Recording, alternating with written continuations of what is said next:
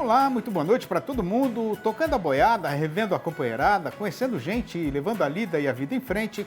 A comitiva estradeira do Terra Viva DBO na TV, estando de passagem por esta freguesia em viagem boiadeira, convido o povo aqui morador para apreciar nossa função novidadeira, que começa agora com a apresentação da prosa brideira do dia. Desde o último dia 2 do presente mês de março, quando foi confirmado oficialmente que era mesmo um caso de falsa vaca louca, o que matou um boiarado no estado do Pará, os companheiros e companheiras fazendeiros do país inteiro estão com o coração na mão, esperando a China anunciar logo a reabertura do seu mercado para a nossa carne bovina. Conforme já é da sabedência geral, por determinação de um acordo do Brasil com o governo lá do Gigante Oriental, os embarques foram suspensos automaticamente logo depois do carnaval, quando o primeiro exame de laboratório feito no material retirado do animal suspeito comprovou a presença da doença.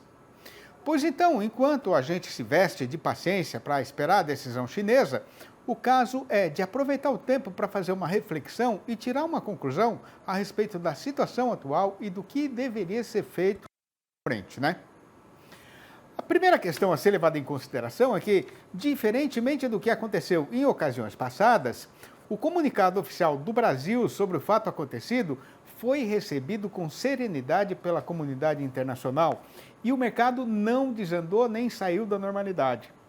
A explicação é que demorou, mas finalmente o mundo conseguiu entender que, ao contrário da verdadeira, a falsa vaca louca não representa nenhum risco sanitário, nem para as pessoas, nem para os rebanhos, e não deve ser motivo de assustamento ou de medidas de prevenção, como a suspensão da exportação, por exemplo. E repare bem, amiga pecuarista, que a própria OMSA, a Organização Mundial de Saúde Animal, que é autoridade no setor e tem uma equipe de cientistas da mais alta categoria, comprovou isso e repassou esse entendimento aos seus países filiados. Logicamente que as autoridades da China têm total conhecimento desta informação e poderiam muito bem acabar logo com essa consumição e autorizar a retomada da exportação, né? O problema é que o governo e os negociantes do gigante lá do Oriente Distante têm por tradição querer tirar vantagem de qualquer situação e aproveitam esse tal acordo para tentar encabrestar o mercado. Fazendo então uma recordação ligeira, esse tratado foi assinado em 2015, numa hora em que o Brasil estava precisando muito conquistar a confiança do freguês chinês, que por sua vez não acreditava na segurança da nossa carne. Voltando agora para o tempo presente e considerando que a situação atual é completamente diferente, já passou da hora de renegociar isso e acabar com esse compromisso, que hoje não tem mais sentido e só é motivo de prejuízo para a pecuária nacional, né? A cidade de Não Me Toque, no Rio Grande do Sul, está sediando esta semana a 23ª edição da Expo Direto Cotrijal, que é um dos mais importantes eventos da agropecuária brasileira. E o repórter Vinícius Marra está lá no recinto da exposição, seguindo tudo o que acontece para contar aqui na televisão. Acompanhe.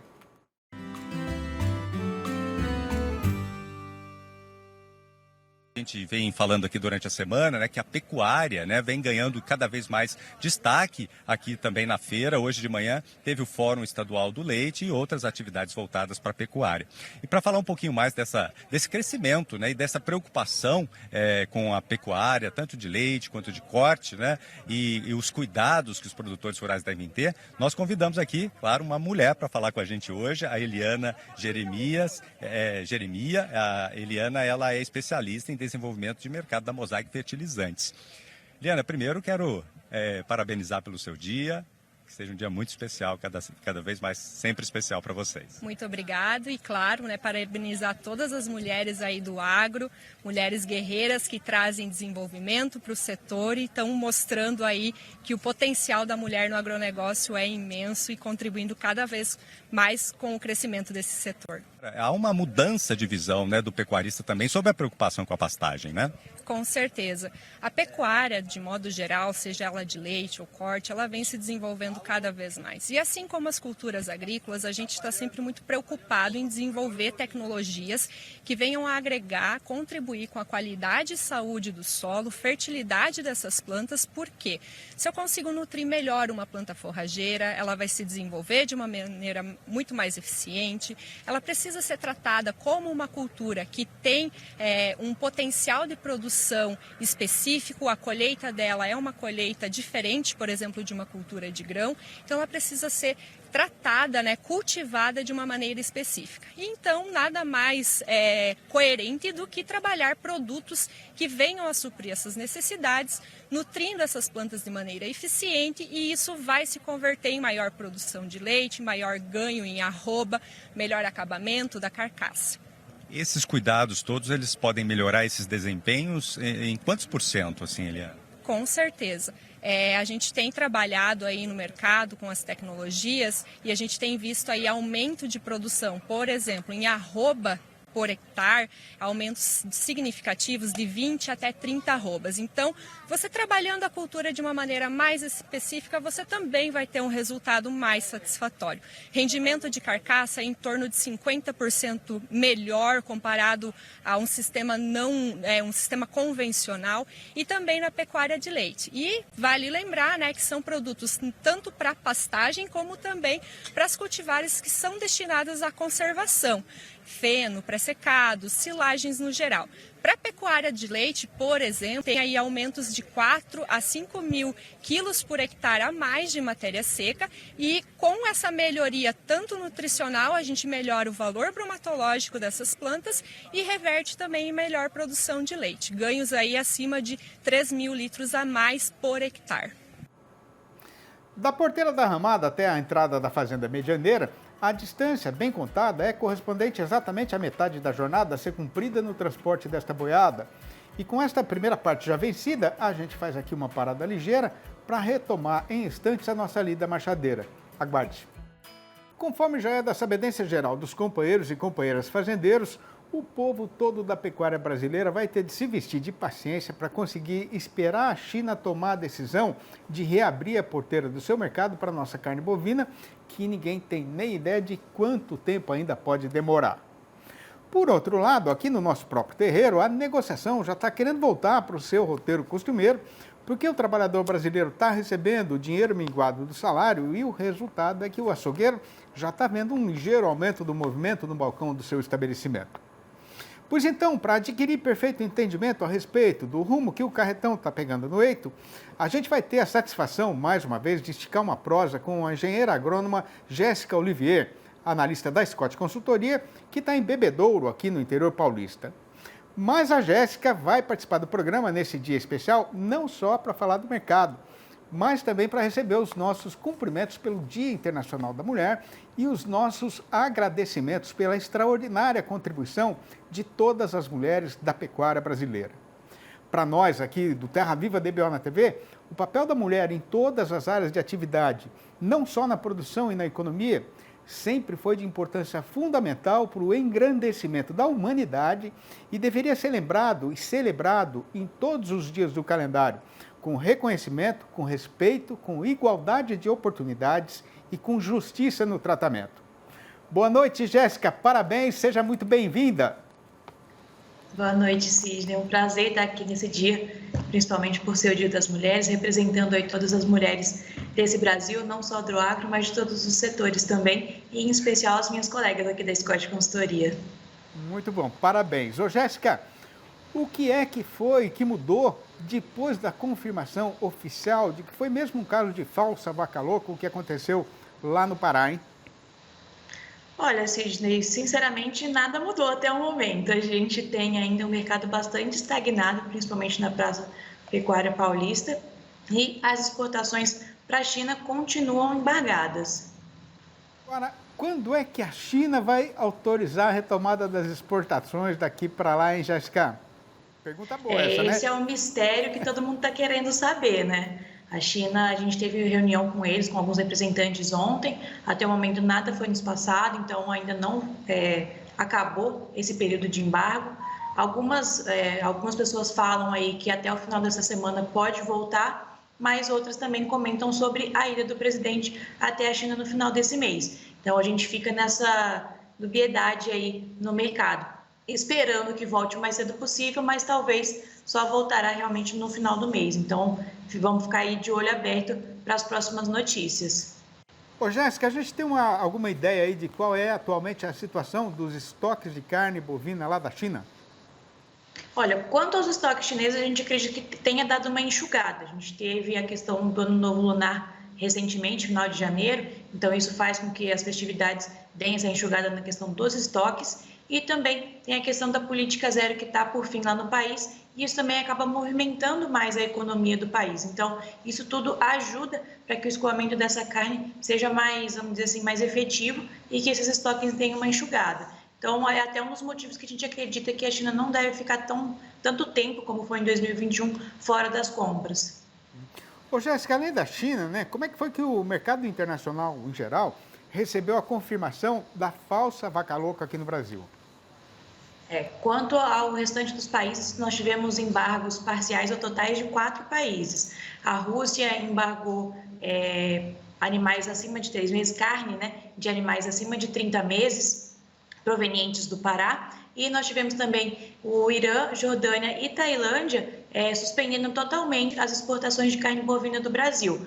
Mas esses 4 países juntos aí representam um pouco mais de 2,5% de tudo que foi exportado em 2022. Como a Rússia foi parcial, os outros 3 países representam só 0,7%. Então, é um volume relativamente baixo que não deve trazer tanto impacto nesse mês de fevereiro, março agora para exportação. Agora, no meio dessa zoada toda por causa da falsa vaca louca, né, o México anunciou a abertura do seu mercado para carne brasileira. Qual é o significado disso para o nosso setor exportador, Jéssica? Nem só de notícia ruim vive o setor exportador de carne, né? A gente teve abertura para a Indonésia também no início do ano, de novas plantas, e agora vem essa notícia do México em boa hora, né? Para animar um pouquinho a questão da pecuária brasileira. O México, ele não é vamos dizer assim, um importante importador de carne. Ele está mais ou menos ali em 15º lugar em 2022 no ranking mundial. Importou coisa de 165 milhões de toneladas de equivalente de carcaça. Mas a gente reitera que toda a abertura de mercado é sempre positiva para o Brasil. De grão em grão, vamos dizer assim, a galinha enche o papo e a gente vai deixando de ser tão dependente da China, né? Todo mundo começa comprando um pouquinho, mas vai aumentando com o tempo essas compras de carne bovina nossa. Para mesmo, né? Agora, ô Jéssica, o mundo já aprendeu direito o que é de fato a falsa vaca louca e o que ela significa em termos de risco sanitário para as pessoas e para os rebanhos? Olha, ao longo dessas últimas 2 semanas, a gente foi bombardeado de várias notícias de diferentes fontes. Então, o pessoal ouviu de todo mundo, de especialistas do assunto, especialistas do agro, médicos veterinários, tudo que tinha para se saber de vaca louca. Então, o Brasil nunca teve um caso clássico, isso não gera nenhuma questão de risco à saúde humana. Os nossos casos sempre foram atípicos, sempre foram a vaca louca falsa, né, que o pessoal fala no mercado. Então, tudo isso faz com que vamos dizer assim, a segurança alimentar no Brasil não seja prejudicada de qualquer forma. Muito bom.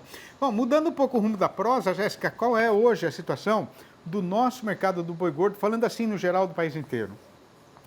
Olha, Sidney, a gente já viu em algumas praças uma reação de preços, principalmente em locais que o pecuarista está conseguindo segurar um pouco mais a boiada dentro da fazenda. Então, locais com mais chuva, que tem um pasto mais abundante, principalmente ao norte do nosso país. Então, algumas praças em Paraná, Tocantins, Rondônia, a gente já viu uma movimentação positiva, mas os preços ainda continuam menores quando a gente compara com o período pré-embargo, né? Antes do carnaval, lá para o dia 16, 17. Como é que está, com o mês ainda na sua metade de abrideira, né? Como é que está a demanda por carne no mercado caseiro, Jéssica? Geralmente essas 2 primeiras semanas do mês são melhores para o mercado de carne bovina na questão de escoamento. A gente tem recebimento de salários que acaba ajudando e o varejo tomando a Praça Paulista como referência, né, importante mercado consumidor, o varejo paulista teve a sua reposição de estoques nesse início de mês, já pensando nesse recebimento de salários, nesse escoamento melhor. Então, as compras foram relativamente boas e a gente deve ver aquele movimento costumeiro de segunda quinzena aí, dando uma esfriada nos negócios mais para frente. Muito bem. Bom, vamos esperar então, né? E torcer para que a China resolva logo essa enrolação aí. Ô, Jéssica, muito obrigado pela sua participação. Mais uma vez, parabéns a você pelo Dia da Mulher, a todas as mulheres do Brasil, o nosso respeito e a nossa gratidão. E até a próxima. Grande abraço. Muito obrigada, Sidney. Um abraço e até a próxima. Obrigado.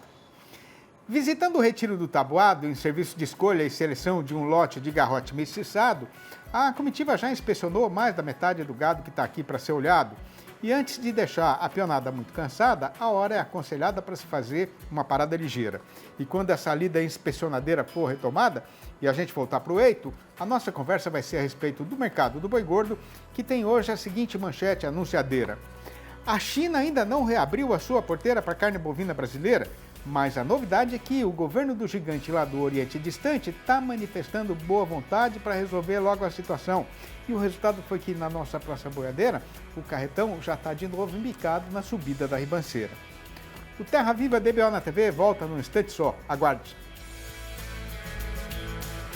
Depois de caprichar na terminação do pantaneiro, a consagração do boiadeiro é fazer uma boa negociação desse gado. Mas para isso carece de ter conhecimento do mercado e para ajudar o companheiro e a companheira neste momento delicado, a gente faz agora a apresentação do noticiário e do comentário a respeito do boi gordo e da variação da sua cotação.